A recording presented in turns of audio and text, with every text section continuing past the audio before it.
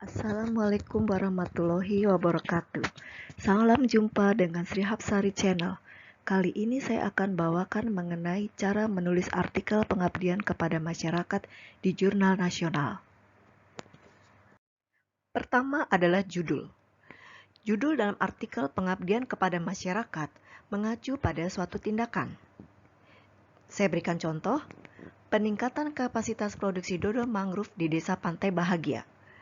Judul ini menunjukkan bahwa penulis akan melakukan suatu kegiatan dalam rangka meningkatkan kapasitas produksi dodol mangrove di Desa Pantai Bahagia. Judul lainnya, konsep Green Rusunawa bagi masyarakat urban di Jakarta. Jelas judul ini memperlihatkan bahwa penulis akan menjabarkan konsep Green Rusunawa yang mereka terapkan pada masyarakat urban yang ada di Jakarta. Contoh lainnya lagi, instalasi solar home system sebagai sumber energi alternatif. Penulis di sini akan menguraikan mengenai kegiatan menginstalasi solar home system kepada suatu masyarakat sebagai sumber energi alternatif. Contoh terakhir, pendampingan pembuatan hand sanitizer bagi ibu-ibu rumah tangga di BSD Tangerang. Dari judulnya memperlihatkan bahwa penulis akan melaporkan atau mengemukakan mengenai upaya mendampingi ibu-ibu rumah tangga di BSD Tangerang dalam rangka pembuatan hand sanitizer. Dari judul ini, teman-teman, kita bisa memperlihatkan bahwa judul itu paling tidak harus dibuat dengan ringkas, dengan padat, dan mencerminkan kegiatan pengabdian masyarakat itu sendiri. Judul dibuat seringkas mungkin.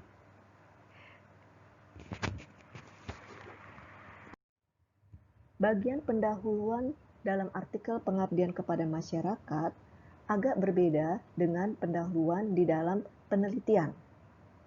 Ada 4 bagian yang terdapat dalam pendahuluan di artikel pengabdian kepada masyarakat, yaitu analisis situasi, rumusan masalah, solusi yang ditawarkan, dan tujuan kegiatan pengabdian itu sendiri.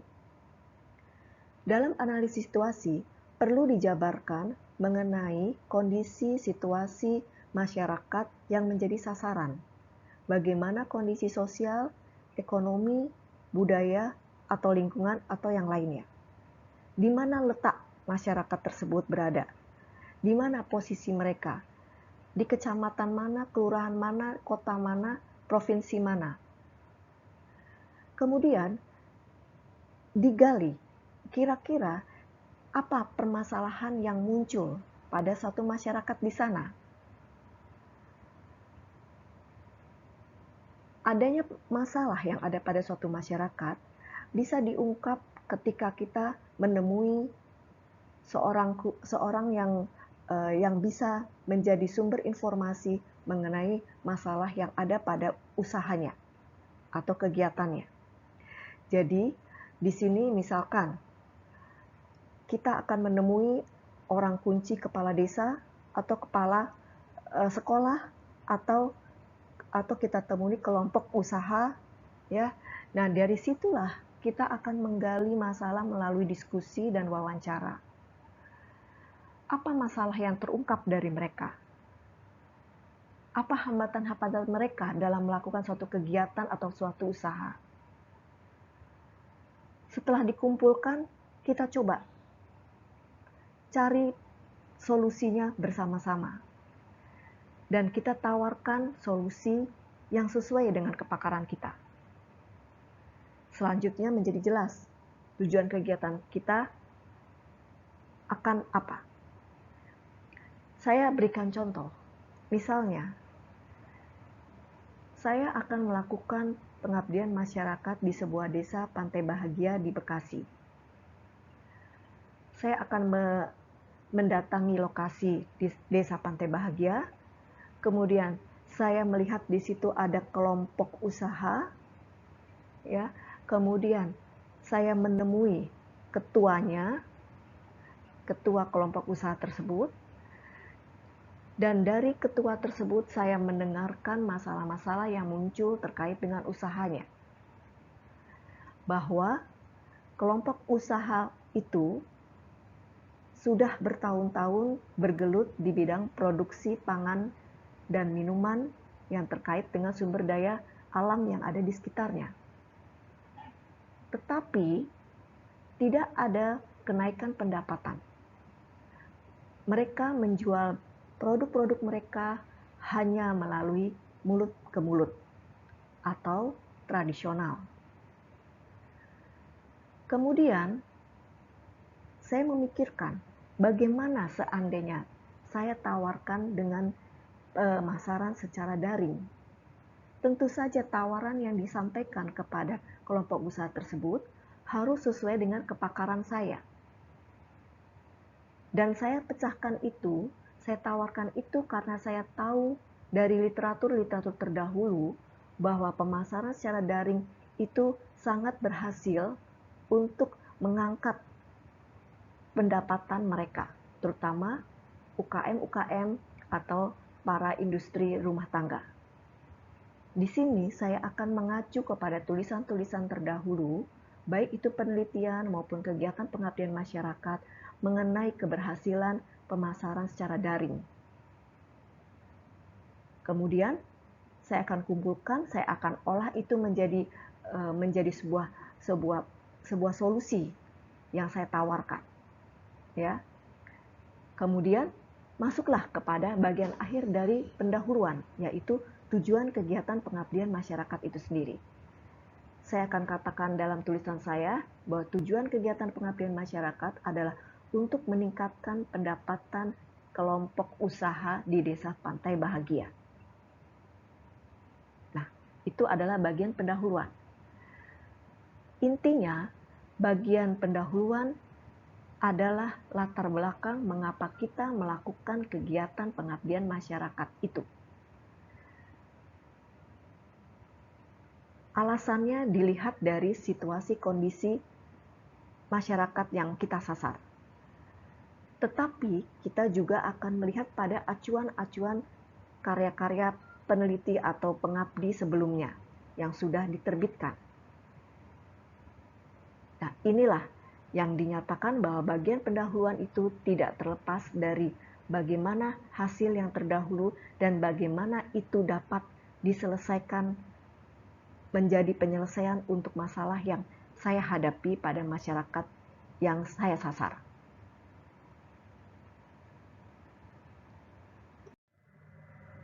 Bagian berikutnya adalah metode kegiatan atau metode pelaksanaan.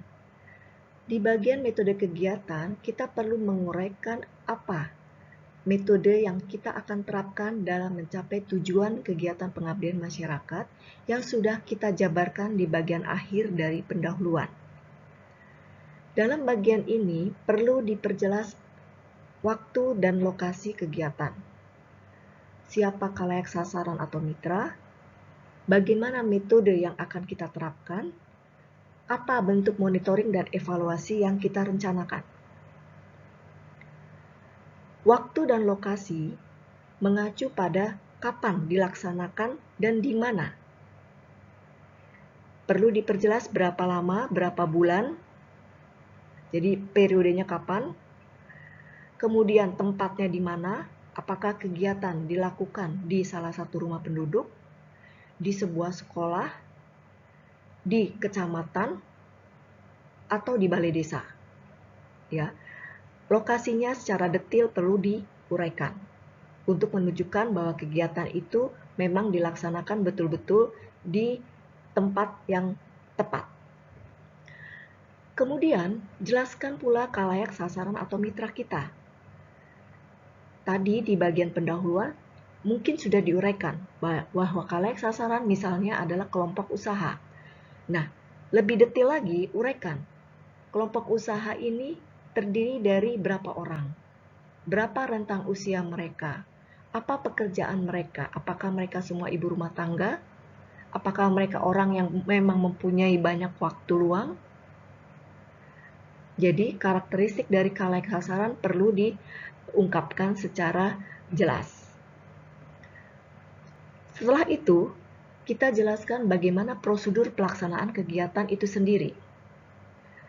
Metode yang akan kita terapkan untuk mencapai tujuan itu apa? Misalnya di sini kita pilih adalah melakukan pelatihan.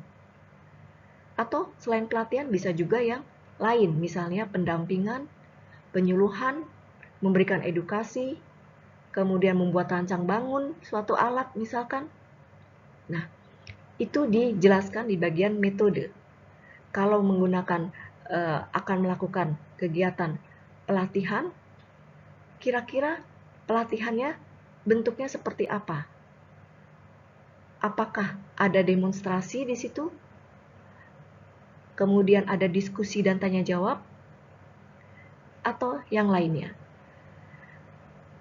Untuk suatu kegiatan pengabdian masyarakat yang perlu diingat adalah bahwa kegiatan itu harus berdampak kepada masyarakat sasaran. Dan kemudian kita bisa mengukurnya apakah dampak itu dirasakan oleh mereka. Jadi, paling tidak di sini perlu diperjelas juga apakah kita perlu memberikan pre dan post test. Kalau mengukur tentang pemahaman, kita bisa melakukan pre dan post test. Apakah pemahaman, pengetahuan mereka makin bertambah baik atau tidak sebelum dilakukan pengabdian masyarakat. Kita lakukan pre-test dan setelah dilakukan pengabdian masyarakat kita berikan post-test. Nah, jadi ada metodenya pre dan post-test. Atau metode yang lain juga, setelah diberikan pelatihan, apakah produksi mereka semakin meningkat? Nah, itu diamati dengan cara observasi. Misalnya, dengan melakukan wawancara. Setelah diberikan pelatihan secara daring, 1 bulan, 2 bulan dipantau. Apakah ada peningkatan dari pendapatan mereka? Dan itu dilakukan wawancara. Itu juga merupakan bagian dari monitoring dan evaluasi. Jadi, penting sekali dalam metode kegiatan ini kita jelaskan mengenai tahapan kita melakukan kegiatan pengabdian masyarakat yang akan kita terapkan di masyarakat. Itu diuraikan secara detail, termasuk dalam hal mengukur keberhasilan dari kegiatan pengabdian kita sendiri, yaitu untuk mencapai tujuan kegiatan masyarakat yang sudah kita tetapkan sebelumnya. Setelah metode, dalam artikel kita kemukakan mengenai hasil dan diskusi. Di bagian hasil, perlu diperjelas mengenai hasil dari kegiatan pengabdian masyarakat. Tadi kita punya masalah, kita punya tujuan, dan kita sudah lakukan metodenya. Bagaimana hasil dari metode yang kita terapkan untuk mencapai tujuan pengabdian kita? Kalau misalkan mengukur apakah pemahaman mitra bertambah mengenai suatu konsep atau suatu hal, tadi kita gunakan pre dan post test, maka hasil pre dan post test tersebut harus dimunculkan di bagian hasil dan dijabarkan, dideskripsikan apakah terjadi peningkatan pemahaman atau pengetahuan dari khalayak sasaran. Kalau kita melakukan suatu kegiatan pemasaran secara daring, maka hasilnya seperti apa? Apakah mereka semakin terampil memasarkan produknya melalui Facebook atau Instagram? Bagaimana bentuknya? Bagaimana wujudnya dari desain Instagram atau Facebook mereka? Dan itu kita munculkan dalam foto-foto. Dan kemudian kita bisa melihat apakah ada peningkatan dari penjualan setelah menggunakan metode daring tadi. Jadi kita bisa bandingkan sebelum metode daring atau sebelum mereka menggunakan metode daring, hasilnya per bulan berapa banyak. Tetapi setelah menggunakan metode daring, pemasaran mereka naik kira-kira berapa persen. Apakah kenaikan itu signifikan atau tidak? Itu paling tidak ditunjukkan di dalam tabel grafik.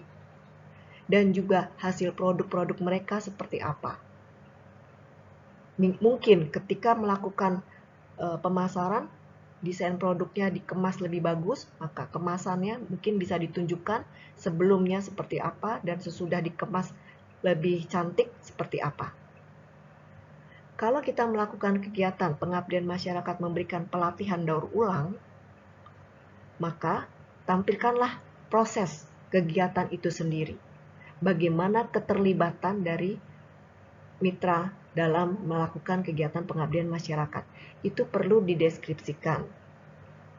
Hasil-hasil produk daur ulang, hasil-hasil produk makanan dan minuman dengan kemasan terbaru atau penjualan secara daring, atau peningkatan pemahaman, itu semua bisa ditunjukkan di bagian hasil. Jadi, tunjukkan dan kemudian diskusikan. Bagaimana partisipasi masyarakat? Apakah mereka begitu bersemangat, begitu antusias, atau ada kendala-kendala, kekurangan dan kelebihan dari kegiatan pengabdian masyarakat ini? Dan bagaimana hasil evaluasinya, itu yang penting juga. Apakah bisa terukur? Ya, sebaiknya terukur ya. Seperti tadi, pemahaman sebelum mendapatkan pelatihan mungkin tidak setinggi setelah mendapatkan pelatihan. Atau penjualan mereka meningkat dari yang konvensional minim, tapi kemudian setelah melalui daring, kegiatan mereka atau produksi mereka meningkat signifikan. Dan itu perlu diungkapkan dan didiskusikan. Jangan lupa di bagian hasil dan diskusi ini, kita juga perlu mengacu pada tulisan-tulisan terdahulu yang mendukung temuan atau yang mendukung kegiatan kita. Bahwa misalnya kita bisa menunjukkan bahwa dengan pemasaran secara daring, kelompok usaha yang ada di Desa Pantai Bahagia itu sama dengan hasilnya yang ada di tempat lain, ada menunjukkan peningkatan pendapatan yang signifikan. Ya, jadi tetap kita tidak terlepas dari hasil-hasil kegiatan atau penelitian yang sudah lebih dahulu ada sebelum tulisan kita terbit. Setelah hasil dan diskusi dijelaskan secara detail, maka sampailah kita pada bagian simpulan dan saran. Di bagian simpulan ini, kita tidak lepas dari tujuan yang sudah kita tulis di bagian pendahuluan, kemudian hasil yang sudah kita peroleh berdasarkan metode yang sudah kita tuliskan. Maka, di dalam simpulan harus betul-betul menjelaskan apakah tujuan kita sudah tercapai atau belum. Jadi, kalau tujuan pengabdian masyarakat adalah meningkatkan pendapatan kelompok usaha di Desa Pantai Bahagia, maka jelaskan apakah kelompok usaha tersebut sudah mengalami atau sudah memperoleh peningkatan pendapatan atau belum. Kalau memang sudah, jelaskan bagaimana, apa buktinya adanya peningkatan. Maka kita bisa masukkan bagian hasil, yaitu ada peningkatan dari berapa persen menjadi berapa persen. Apakah peningkatannya itu signifikan atau tidak. Dan sehingga kita bisa mengambil satu kesimpulan bahwa kegiatan pengabdian masyarakat ini telah mampu menyejahterakan kelompok usaha yang ada di Desa Pantai Bahagia. Nah, dari simpulan itu, kita bisa mencari lebih jauh lagi, kira-kira untuk keberlanjutannya seperti apa. Jadi, kegiatan pengabdian masyarakat itu jangan terlepas dari tindak lanjut untuk di masa yang akan datang. Setelah pemahaman mereka dan setelah mereka mendapatkan peningkatan pendapatan, kira-kira untuk kegiatan berikutnya apa yang bisa dilakukan pada masyarakat itu supaya mereka bisa lebih sejahtera atau mereka supaya lebih berdaya kembali. Maka mungkin bisa kita berikan saran setelah kita lakukan kegiatan pengabdian masyarakat itu, ternyata mereka masih menggunakan alatnya yang masih belum sempurna, atau kita bisa memikirkan untuk keberlanjutan kegiatan ini akan membuat suatu alat yang kira-kira bisa membantu mereka memproduksi begitu besar kapasitasnya. Jadi itu adalah merupakan suatu rencana atau rekomendasi untuk kegiatan berikutnya, kegiatan pengabdian masyarakat berikutnya yang bisa dilakukan oleh tim yang sama atau pengabdi yang sama atau bahkan oleh orang lain. Jadi bisa merupakan saran kepada pembaca. Suatu kegiatan pengabdian masyarakat tidak terlepas dari pihak-pihak yang telah mendukung terselenggaranya kegiatan pengabdian masyarakat itu sendiri. Kepada merekalah seyogyanya kita ucapkan terima kasih yang kita masukkan di dalam bagian ucapan terima kasih di artikel jurnal kita. Siapa mereka? Mereka adalah pihak yang telah memberikan dana atas kegiatan kita. Kemudian mitra kita secara rinci, siapa mereka, diberikan ucapan terima kasih dengan tulus.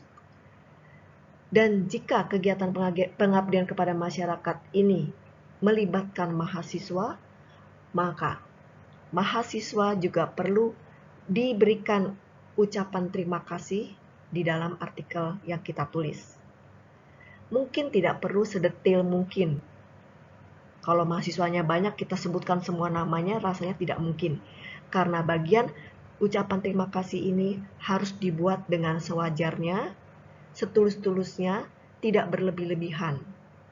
Dan biasanya juga singkat, tidak bertele-tele.